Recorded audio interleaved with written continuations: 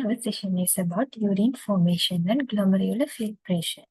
In previous sessions, we talked about what is the structural and functional unit of kidneys and how urine formation happens, the basic steps. In this slide and in future presentations, we are going to talk about in details how this urine formation happens. Okay. So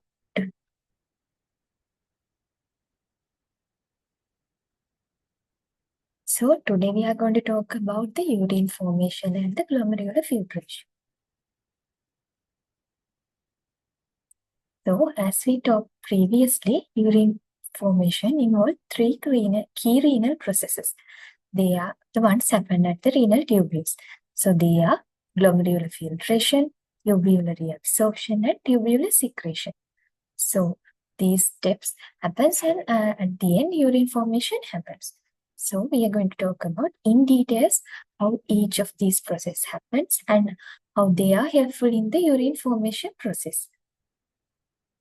So when we talk about urine excretion rate, we can get that by filtration rate when we divide the when we extract reabsorption rate and secretion rate from the filtration rate. So when the filtrate comes from to the Bowman capsule, so this glomerular capillaries adhere, filtration happens, and these steps, reabsorption and secretions happens, and at the end urine excretion happens. Okay. So we talk about this structure in previous presentation. So glomerular filtration. So at that, large volumes of protein-free fluid filtered into Bowman capsule. So the filtrate comes here and get filtered here. So, but the filtrate is, it does not contain red blood cells and proteins. So the concentration of freely filtered substance similar to plasma. Apart from red blood cells and proteins, other content is similar to the plasma.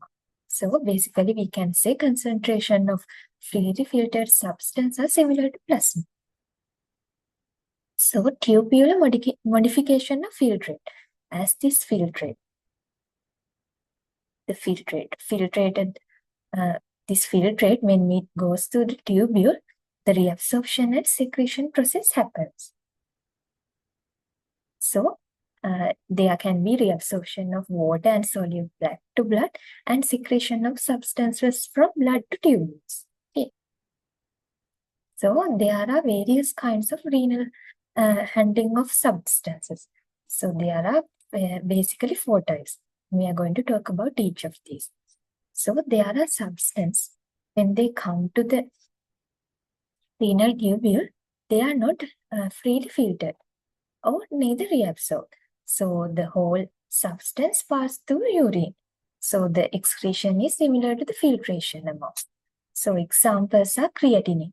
When we want to excrete the substance fully, we do not reabsorb it and it's not secreted also, and the whole amount is excreted from the urine. Okay. So when the substance is filtered, there are some substances they are hardly reabsorbed. So the excreted amount is less than the filtrate.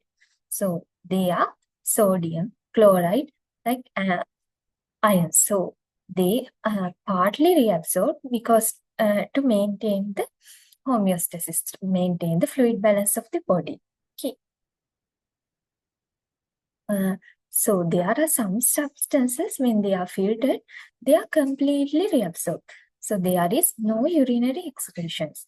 So basically, they are the nutrition. So we don't want to excrete the nutrition. So we completely reabsorb the nutritions from the filtrate. They are sample glucose and amino acid. So they are, when it comes to renal tubule, at proximal convoluted tubule, they are 100% reabsorbed.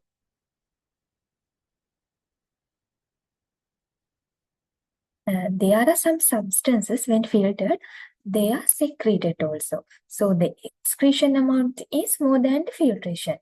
They are the organic acids and bases. when we want to excrete them and maintain the fluid balance in the body, so we secrete them and the filtrate amount, excretion is exceed the filtration amount. Okay. So what is this importance of reabsorption and secretion? And the reabsorption usually exceeds the secretion quantitatively. So there is more reabsorption at the renal tubules. So the secretion is important for potassium, hydrogenase, and some drugs to maintain the fluid balance. Okay, and waste products like urea, creatinine, uric acid, they are mostly excreted and poorly reabsorbed because we want to excrete them. Don't want to reabsorb them and keep it in the blood. Okay. So the regulation of urine composition. Then these processes adapt to the body needs because we need to maintain the fluid balance of the body. So according to the fluid and ion content of the body, at the moment, the body maintains the urine amount. Like as example, when there is an excess sodium in the body, so there is increased filtration and decreased reabsorption. Because as there is excess sodium, we don't need to get more reabsorption. So we excrete more sodium because it is increased and there is increased urinary sodium excretion. So this process helps to maintain a normal sodium level in the body. So this is helpful for homeostasis. So why we filter and then reabsorb? Why can't we reabsorb and then filter? So basically there are two main reasons. So at the glomerular, there is a high glomerular filtration rate. So it allows a rapid removal of waste products. And the entire plasma is about 3 liters and it is about filtered 60 times per day. So this enables precise rapid control of fluid volume and composition. Okay. So we're going to talk about urine formation. So, introduction to glomerular filtration. The urine formation, as we talk, begins with fluid filtration through the glomerular capillaries into Bowman's capsule.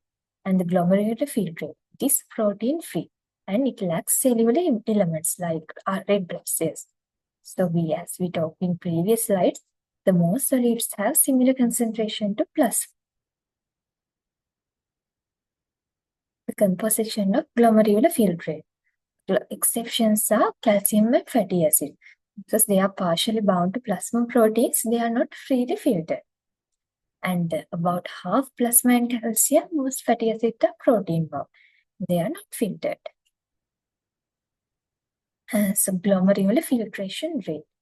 So it is about 125 milliliter per minute. And the filtration fraction. It's like 20% of renal plasma flow is filtered through the kidneys. And we calculate the filtration fraction in the GFR is divided by the renal plasma flow. Next sessions, we are going to talk about how we calculate the glomerular filtration rate and what are the factors of it, and how the renal plasma flow is auto-regulated through the kidneys. So we are going to talk about glomerular capillary membrane structure. So the glomerular, when we talk about glomerular capillary, it's also similar to the normal capillary membrane, but there is a main difference. Normal capillary membrane has only 2 layers, but this glomerular capillary membrane has a 3-layer structure. They are capillary endothelium, basement membrane, and epithelial cell. And the capillary endothelium layer is fenestrated. And this basement membrane is made up of collagen and proteoglycan. And the epithelial cells, they are composed of podocytes with food processes. And they filtered large volume, but they can prevent the protein filtration.